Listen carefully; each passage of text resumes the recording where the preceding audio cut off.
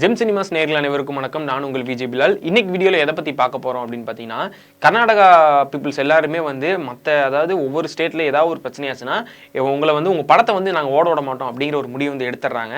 So அது அவங்க வேல்யூபிளான முடிவு தான் எடுக்கிறாங்க. அவங்க பிரச்சனை வரதும் கரெக்டாக அவங்களுக்கு ஏற்ற மாதிரியே தான் வருது. என்ன அப்படின்னு தெரியல. இதுக்கு முன்னாடி கமல் சாரோட பிரச்சனையாக இருக்கட்டும், இது இப்போ காந்தாரோட விஷயம் நடந்திருக்கு. என்ன அப்படின்னு பார்த்தீங்கன்னா, ரன்வீர் சிங் அவர் இருக்கார்ல, அவர் காந்தாரா படத்தில் வரக்கூடிய அந்த தெய்வத்தையும் அதுக்கப்புறம் அந்த ரிஷப் ஷெட்டி நடிச்ச அந்த சீனையும் ரீக்ரியேட் பண்றேன், அவர் நடிச்சது நல்லா இருக்கு அப்படிங்கிற மாதிரி ஒரு கலாய்க்கிற மாதிரி சொல்லியிருக்காரு. அது எப்படி அவர் கேலி செய்யற மாதிரி பண்ணலாம் அப்படின்னு சொல்லி அது இப்ப பரபரப்பா போயிட்டு இருக்கு. அவருடைய படத்தை நாங்க கர்நாடகாவில் ஓடவே விட மாட்டோம் அப்படிங்கிற மாதிரிலாம் சொல்லியிருக்காங்க. அது மட்டும் இல்லாமல் அவர் மன்னிப்பு கேட்டாகணும் அப்படின்னு சொல்லியிருக்காங்க. ஸோ அது என்னென்ன நடந்திருக்கு, எதனால இப்படி அவர் பண்ணாரு, அது மட்டும் இல்லாமல் இந்த இஷ்யூக்கு அவர் என்ன பதில் சொல்லியிருக்காரு அப்படிங்கிறது எல்லாமே இந்த வீடியோ நம்ம டீட்டெயில்ஸாக பார்க்கலாம்.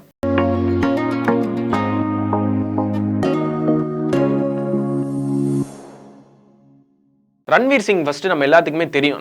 நம்ம தமிழ் சினிமாவில் ஏதாவது ஒரு நிகழ்ச்சியாக இருக்கட்டும், எதில் வந்தாலும் அந்த இடத்தையே வைபாக மாற்றி விட்டுருவாரு. எல்லாரும் தூங்குற மாதிரி ஆனாலுமே ஏதாவது ஒன்று பண்ணி வைபா அப்படி அவரே ஒரு ஆக்டிவான பர்சனாக தான் இருப்பார். எந்த ஸ்டேஜில் நீங்கள் பார்த்தீங்கன்னாலும் சரி அப்படி தான் இருப்பார். அதாவது ஒரு 80s அப்படிங்கிற ஒரு படத்தில் அவர் நடித்த கேரக்டருக்கும் ரியல் லைஃப்பில் அவர் இருக்கிறதுக்கும் சம்மந்தமே இல்லாத மாதிரி தான் இருக்கும். அந்த மாதிரி தான் இருக்கும். ஸோ அப்படி இருக்கிறவர் எல்லா இடத்துலையுமே ஒரு ஜாலியாக ஹைப்பர் மைண்டாக தான் இருப்பார். இந்த இடத்துல கொஞ்சம் ஓவர் ஹைப் ஆயிட்டாரு அப்படின்னே சொல்லலாம். ஏன்னா காந்தாரா படம் நம்ம எல்லாருமே பார்த்திருப்போம். அதாவது ஒரு கேஜிஎஃப் எப்படி சைலண்டா எல்லாருமே திரும்ப பார்க்க வச்சாங்களோ அதே மாதிரி தான் காந்தாராமே வந்துச்சு. காந்தாரா சாப்டர் ரீசென்ட் டைம்ல ரிலீஸ் ஆயிருந்துச்சு. இது ஒரு பேண்டனின் லெவல்ல ரிலீஸ் ஆயிருந்துச்சு. எல்லாருமே நம்ம பார்த்து ஆஹா ரொம்ப சூப்பரா இருக்கே அப்படின்னு சொல்லி நம்ம நிறைய வாழ்த்துக்களை தெரிவிச்சோம். தமிழ் சினிமாலையுமே அதாவது தமிழ் கலெக்ஷன் எல்லாமே நிறைய அதிகமாகவே வசூலாச்சு. ஸோ அதுக்கடுத்து பார்த்தீங்கன்னா காந்தாரா சாப்டர் 2க்கான படப்பிடிப்பு அது சம்பந்தமான விஷயங்கள்லாம் இப்போ போயிட்டு இருக்குது. இந்த டைம்ல கோவால ஃபிலிம் ஃபெஸ்டிவல் 56வது ஃபிலிம் ஃபெஸ்டிவல் நடத்துகிறாங்க. இதில் நம்ம சூப்பர் ஸ்டார் ரஜினிகாந்த் அவரும் இருக்கட்டும், அதுக்கப்புறம் பார்த்தீங்கன்னா ரிஷப் ஷெட்டி, அப்புறம் ரன்வீர் சிங் இவர் எல்லாருமே கலந்துக்கிட்டாங்க. இந்த இடத்துல என்ன பண்ணியிருக்காரு அப்படின்னு பார்த்தீங்கன்னா, அவர் நடிச்சது அந்த இடத்துல சூப்பராக இருந்துச்சு அப்படின்னு சொல்லி ஃபர்ஸ்ட் ஸ்டேஜ் கீழே அவர் கண்ணாடியை கழட்டி அவர் பண்ணவர். அதாவது கடைசியில் அந்த தெய்வம் அவங்களுக்குள்ள வந்ததுக்கப்புறம் அந்த காந்தாரா அந்த தெய்வம் உள்ளே வந்ததுக்கப்புறம் அவர் அந்த ரியாக்ஷன் ஒன்று கொடுப்பார்ல ஃபேஸில். ஸோ அந்த இதை இவர் பண்ணி ட்ரை பண்ணி காட்டுறேன் அப்படின்னு சொல்லி அவர் முன்னாடியே பண்ணி பண்ணிருப்பாரு. அதுக்கே அவர் வேணா பண்ணாதீங்க அப்படிங்கிற மாதிரி சிரிச்சுட்டே சொல்லியிருப்பார்.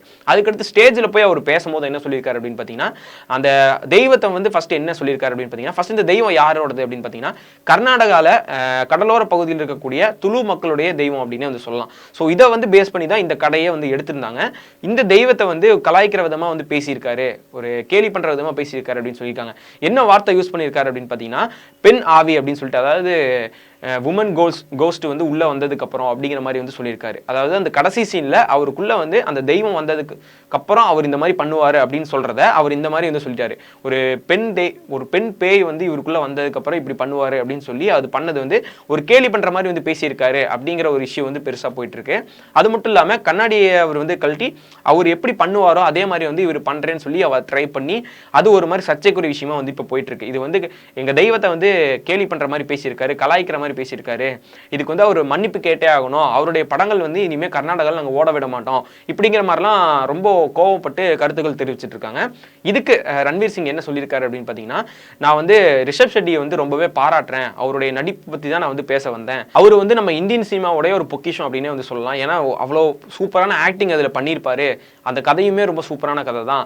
நான் நம்ம இந்தியாவில் இருக்கக்கூடிய எல்லா மதங்களாக இருக்கட்டும், எல்லா முதிங்களாக இருக்கட்டும், அதில் இருக்கக்கூடிய எல்லா சம்பிரதாயங்களாக இருக்கட்டும், எல்லாமே நான் மதிக்கிறவன் தான். நான் இந்த மாதிரி அதுக்கு ஆப்போசிட்டா இருக்கிறவன் கிடையாது.